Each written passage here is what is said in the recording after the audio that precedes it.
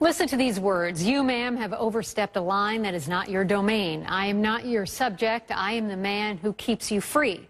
Those words are from a former Marine to Democratic Senator Dianne Feinstein of California, telling her that he would not register his weapons with the government even if her proposed ban on assault weapons is passed. The letter started on a CNN report and has gained lots of attention online. Joshua Boston, an Afghanistan veteran, joins me now from Louisville. Your reports, Joshua, have gone viral, more than 250,000 views in the last few days. What made you write it, and did you ever think that it would get so much attention?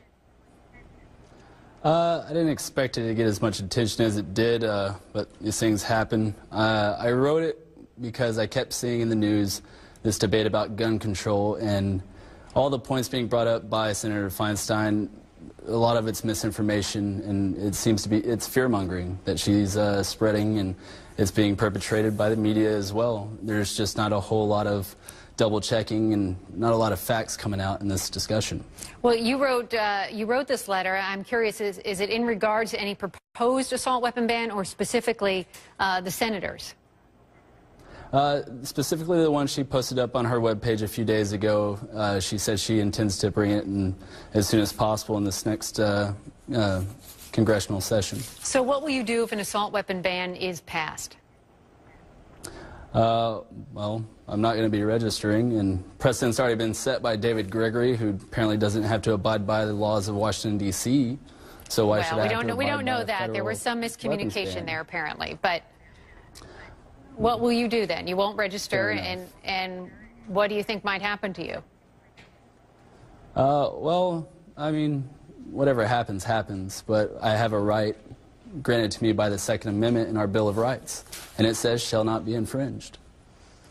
Most, if not all, assault weapon bans are looking towards the future. They're not retroactive. Now, according to Feinstein, her bill will ban the sale, the transfer, the importation, and the possession, not retroactively, but prospectively. It will ban the same for big clips, drums, or strips of more than 10 bullets.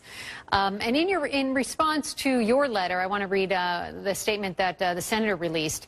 She writes, Senator Feinstein respects Corporal Boston's service. She has heard from thousands of people, including many gun owners, who support her plan to stop the sale, transfer, importation, and manufacturing of assault weapons and large-capacity magazines, strips, and drums that hold more than 10 rounds. As Senator Feinstein has said, the legislation will be carefully focused to protect the rights of existing gun owners by exempting hundreds of weapons used for hunting and sporting purposes. That was from her office. What do you make of that? I'm still confused as to where the hunting and sporting clause is in the Second Amendment. It's nowhere to be found in the Bill of Rights or the Constitution, so I don't understand what she means. So when you look at those things that happen, like the shooting in Newtown or the shooting in Aurora, Colorado, you don't think that there should be any change to the law? The laws we have are extensive. I mean, there's over 2,000 gun laws as it is, and the fact of the matter is predators are amongst us, and we have to recognize that fact. We don't live in a utopia. Our citizens have to be armed to protect themselves from these madmen. So what is the solution then? I mean, is that the solution to stop these tragedies, is for everyone to be armed? How do you stop this from happening again? Not for everyone, but it certainly ups the probability of successfully stopping a shooter before you have 20 dead, 30 dead. Joshua Boston. People will choose or whether or not. Go on. People will choose whether or not to carry if they want to. I've made that choice, as have hundreds of thousands of other Americans.